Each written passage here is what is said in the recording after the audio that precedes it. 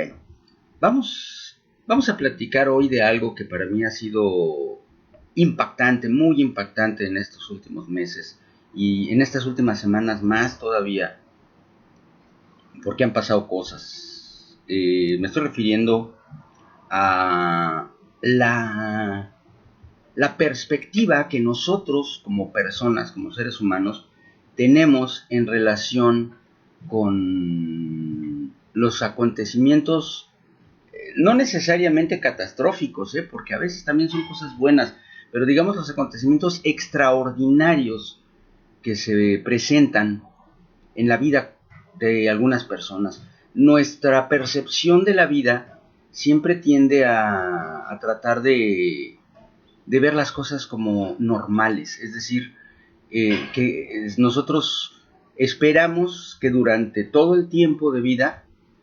las cosas que nos pasen sean cosas cotidianas, cosas de todos los días, cosas normales.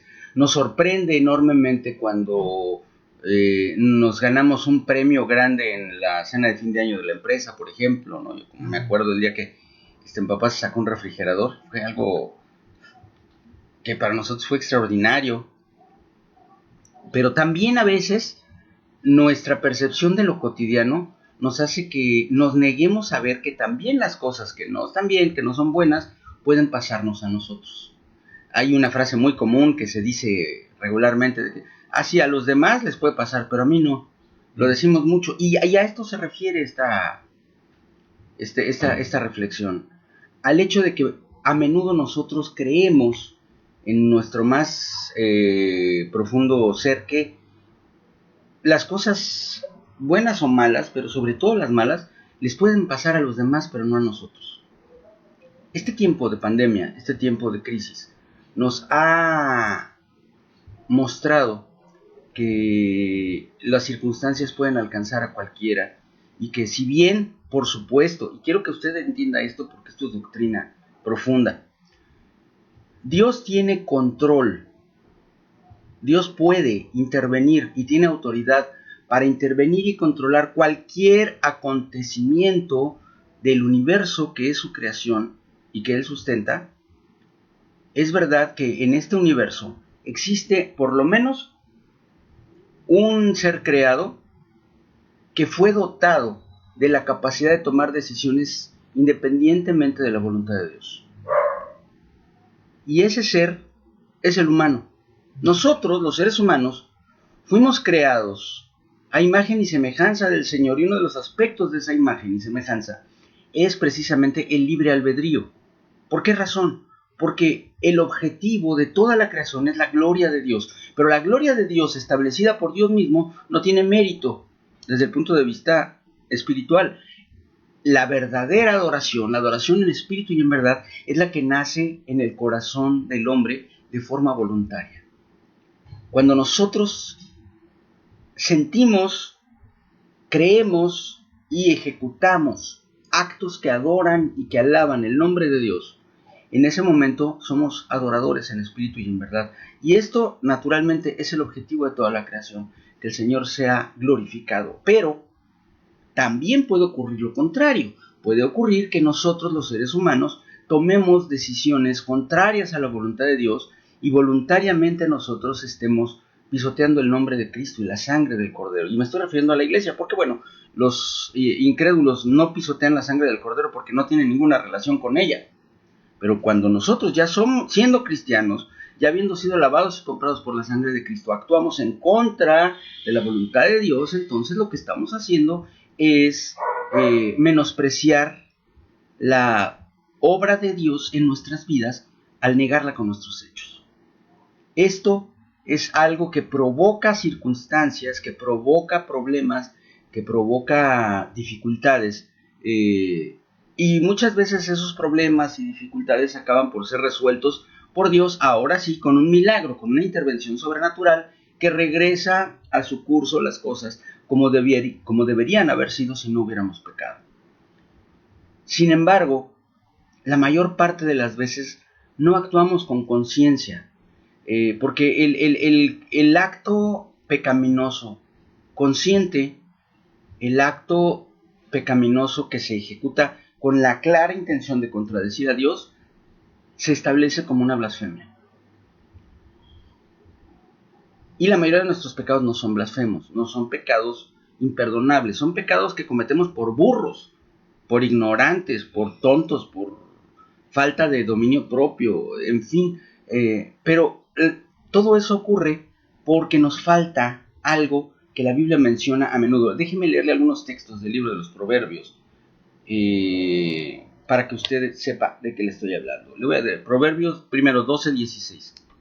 El necio al punto da a conocer su ira, mas el que no hace caso de la injuria es prudente.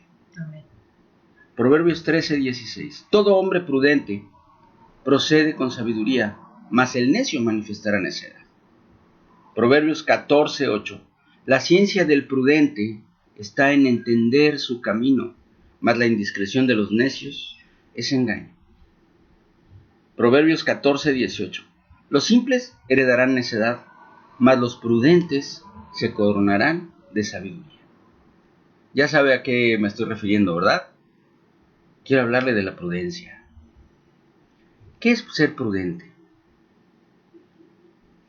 Voy a leer Proverbios 14:8 otra vez, en particular, porque este texto nos habla de qué es la prudencia en términos prácticos. Dice, la ciencia del prudente está en entender su camino.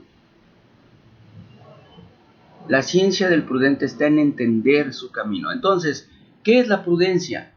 La prudencia es actuar con conocimiento, con entendimiento, más que conocimiento, con entendimiento de nuestros actos y de sus consecuencias. Actuar teniendo conciencia de por qué hacemos o no hacemos, por qué decimos o no decimos, por qué compramos o vendemos, por qué subimos o bajamos. La prudencia es la acción de aquel que antes de actuar, antes de hablar, piensa las cosas y las considera y medita acerca de el origen de esas ideas y de sus consecuencias. Si fuéramos prudentes en todo y actuáramos con prudencia en todo, yo le aseguro que habría muchísimas cosas que no sucederían. En estas últimas semanas, se lo dije, nos hemos enfrentado lamentablemente a varios casos de contagio de esta nueva enfermedad del COVID, tanto dentro de la iglesia como dentro de la familia o de las amistades o de las personas de las que estamos cerca. Nosotros mismos tiene escasamente un par de meses que estuvimos muy muy mal también por causa de esta enfermedad, y Dios nos guardó y Dios nos sanó. Como le dije, como siempre, Dios interviniendo en nuestras vidas destruye la consecuencia de nuestra necedad. La antítesis del prudente es el necio. El caso contrario a la prudencia es la necedad. ¿Qué es ser necio?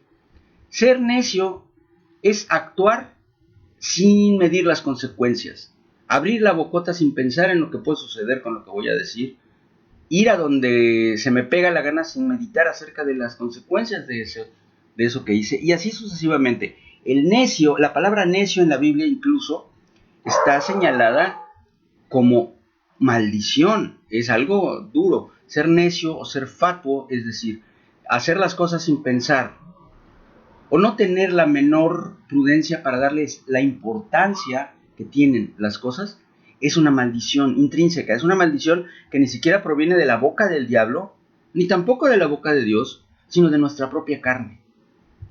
Nuestra propia naturaleza nos aleja de Dios, nuestra propia naturaleza nos lleva a pecar, nuestra propia naturaleza rompe la relación que tenemos con Dios a través de los actos que se consideran necedad. Y ser necio, como le digo, que es lo contrario de ser prudente, es pensar, hablar y actuar sin haber meditado antes en lo que implica lo que estamos haciendo, diciendo o pensando. Eso es la necedad. Y la prudencia es todo lo contrario. Ser prudentes es una recomendación que aparece en la Biblia. Ahorita le voy a decir porque me encantaría que usted supiera. La palabra prudente, no busqué prudencia, busqué prudente, aparece 47 veces en la Biblia. 47 veces. Luego, la palabra prudencia aparece 13 veces más. Así que dése usted una idea de la importancia que tiene este consejo en la palabra. Es continuo. En el libro de los Proverbios, que es el libro que nos dice cómo vivir día con día a todos los que somos hijos de Dios, la palabra prudencia aparece más de 50 veces. ¿Por qué razón? Porque es el fundamento de una vida que no se aleja de los estatutos de Dios, de la ley de Dios y de la voluntad divina, y por lo tanto, porque es lo mismo de lo que a nosotros nos hace vivir, nos beneficia y nos lleva por una vida tranquila y sana. Porque, eso sí es importante que usted lo entienda. La ley de Dios no es arbitraria de ninguna manera, ni tampoco es para que a Él, para que Dios se sienta satisfecho. Porque, ¿nosotros qué podemos hacer para Dios? Dígame usted, ¿qué podemos darle a Dios? ¿O qué podemos hacer como para que a Dios reciba algo de nosotros? Pues prácticamente nada de hecho. Ni siquiera nuestra alabanza y nuestra adoración le son necesarias a Dios. Es un privilegio nuestro el alabar a Dios. Es un privilegio nuestro el obedecer a Dios. Y como Dios es el creador, además es un privilegio nuestro el que hagamos la voluntad de Dios, porque es para nuestro beneficio. Toda orden, todo estatuto, todo mandamiento dado por Dios es para nuestro beneficio, no para el beneficio de Dios. A Dios no lo podemos beneficiar porque Él es infinitamente perfecto. Ya no hay nada que podamos hacer que sea un mayor bien para Dios que su propia esencia. Así que toda la ley de Dios es para que usted y yo seamos felices, verdaderamente gozosos. No que estemos contentos, sino que verdaderamente tengamos la paz de Dios. La prudencia nos ha faltado. En estos días nos hemos encontrado con situaciones que han costado vidas humanas y que han costado la estabilidad y la paz de familias enteras, porque ha habido muchos enfermos, ha habido muchos muertos, ha habido pérdidas tremendas en el área económica, un montón de cosas en todo el mundo, no solo en la iglesia de Mérida, ni en la iglesia del Señor, ni siquiera en la iglesia de Cristo a nivel mundial, sino en todo el planeta. Y todo eso ha sido porque no hemos entendido el consejo de Dios. No hemos entendido la palabra de Dios cuando nos dice con toda claridad: con sabiduría se edificará la casa, y con prudencia se afirmará. Es decir, la sabiduría, el conocimiento, el hacer las cosas correctamente, nos van a permitir crecer, pero para mantenernos día tras día en la bendición, lo que necesitamos es ser prudentes. Piensa lo que haces, piensa lo que dices, medítalo, ilumínalo con la palabra de Dios. Busca lo que dice la Biblia respecto a cualquier tema. Ahorita ya ni siquiera te tengo que decir: mira, cómprate una Biblia de estudio para que ahí busques un tema y entonces veas los textos. Ya no es necesario. Yo te lo garantizo porque yo lo he hecho cuando preparo sermones o estudios, o cuando estoy yo mismo haciendo mis propias lecturas. Tú puedes en internet buscar un tema específico y poner en tu búsqueda de Google, por ejemplo, vamos a hablar de alguien que está pensando: ¿será o no será prudente que yo ande con una persona determinada como pareja?